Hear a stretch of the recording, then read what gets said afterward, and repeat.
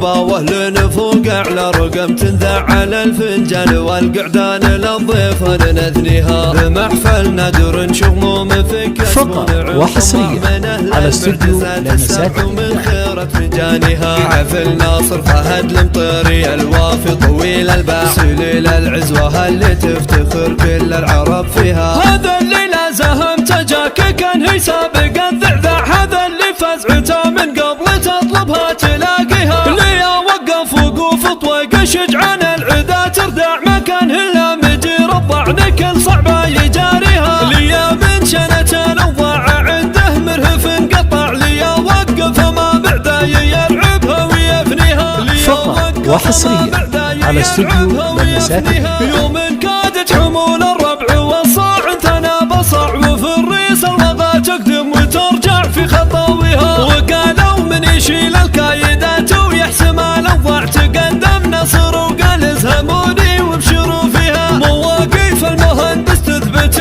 ما به بعد اشجع ويبرهن طيب صيته طيب الافعال ومبادئها ولد شيخ كريم يعشق الطيب وطويل ذراع تسامت سمعته عن سمعة الطاي وطاريها فهد من هبته لا من حفظه الذي مطع كفو يقلط على صعبه ونار العز يحييها هذا اللي كل ما يكبر كبر قدره وزاد وفرج عند قمة الجال واقصاها وعاليها مثل جمود جال من علو الجال والمطلع سما فطاره اللي ما تطول الا براقيها وعمل المهندس مع خوضه ما تبي لمع لها ست اللمع مثل الجديم الطيب اساميها هي الفزعه والبدات والوقفه بهم اطبع طوال اشبح ما تكسر بفعل الطيب اياديها من المطران مفخر تثار بالجمع والاجماع على الامجاد نومس العرب خيرة اهاليها وفي ابرك ليل واسعد ليل واجمل ليل مر شاع ب20 24 باولها وتاليها نرتب له بيوت من التهاني تطرب الاسماع وابو حمدان بصة الشجل عذب بيدها